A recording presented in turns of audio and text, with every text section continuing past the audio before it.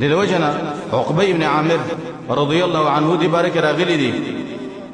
وې دې ته چا ویلې چې ستاسو د ایمان د خبرو سره څومره مینه ده او څومره قدر ده سره تاسو د ایمان د خبرو وې عقبه ابن عامر د مصر کې اوسېده او دی ویلې چې زما د کعبه پر باندې قسم یې کشیر ته ما ته پته ولګي چې په مدینه منوره کې یو سړی دی او ماته د ایمان یو خبره خي وې زبد مصر نه سفر وکم مدینه منوره ته د ایمان د یو خبره ده پاره چې دا د زیزده کما مدینه ته بزم او د اغاز نبی ته اعظم صرف د یوې خبره د زده کړه لپاره نو دومره غم او د هغوی سره ابو دردر رضی الله عنه بارک راغلی دی وې دې بده څه ویلې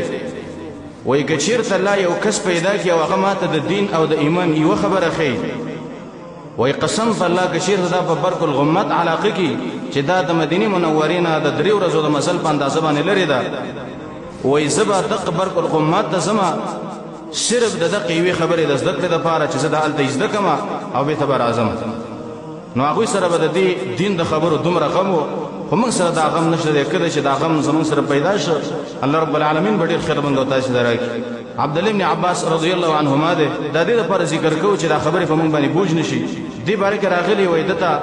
چا ویلې چې په صنعاء الیمن په لری طرف کې یو صحابي جابر ابن عبد الله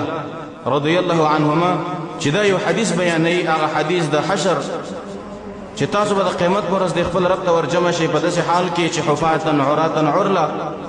په خیب لبه وي او تاسو بربند به وي او ناسنت به وي په دې حالت کې به تاسو د قیامت پر ورځ خپل رب ته ورجمع شئ صرف د دې حدیث د ذکر لپاره عبد الله ابن عباس وایي چې ما ته پته ولګېدله چې په صنعاء الیمن کې یو کس دی او هغه ته د حدیث زده دی وای د مدینه منورې نه صنعاء الیمن ته څه د پاسه د یوې میاشتې په اندازه باندې مزل وای ما ځان له اوخه تیار کړل د سفر لپاره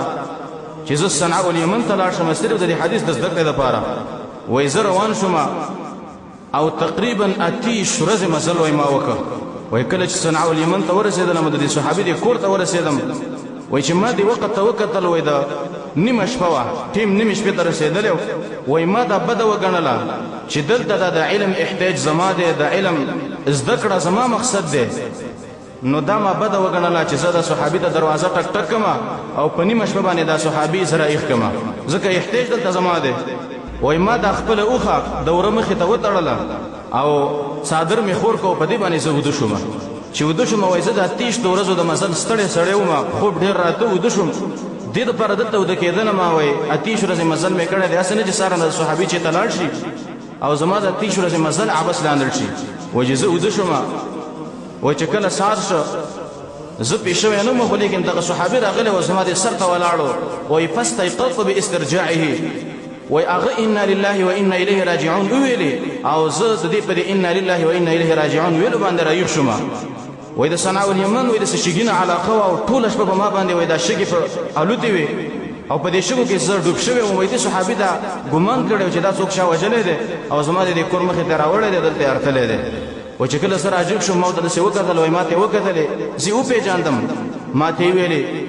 چې السته ابن عباس ته د ابن عباس زوی ابن عم رسول الله د رسول الله د تر زوی ته نه وای ما ورته ویل چې ایما وای ما ته یې ویلې چې ګوره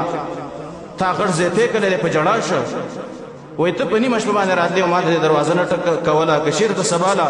د قیامت په ورځ د محمد رسول الله صلی الله علیه وسلم سره میلاو شم او بیا ما ته سباله ووایي چې ګوره ستا د کور له په نیمه شپه باندې زما د کاکا زوی راغلی او ستا د کور مخې ته په خاورو کې شپه کړې وه زه به رسول الله ته څه وایم عبد الله ابن عباس ورته ویلې چې ګوره ملګری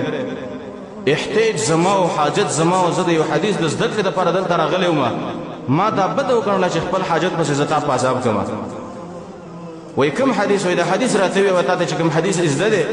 چې د قیامت پر ورځ به دا خلک خپل رب ته ورجمع شي حفاة عراة عرلا په خیب له بینا سنت به بربند به دا حدیث د عبد الله بن انس بارک هم راغلی دی الادب المفرد کې امام بخاری رحمه الله ذکر کړی دی والجامع ولا درس مختصر ذکر کړی دی نو دا حدیث ته به زده کنو د یو حدیث لپاره اتیش ورځې مزل کول دا د صحابو سره د دې غم او د دې فکر ور سره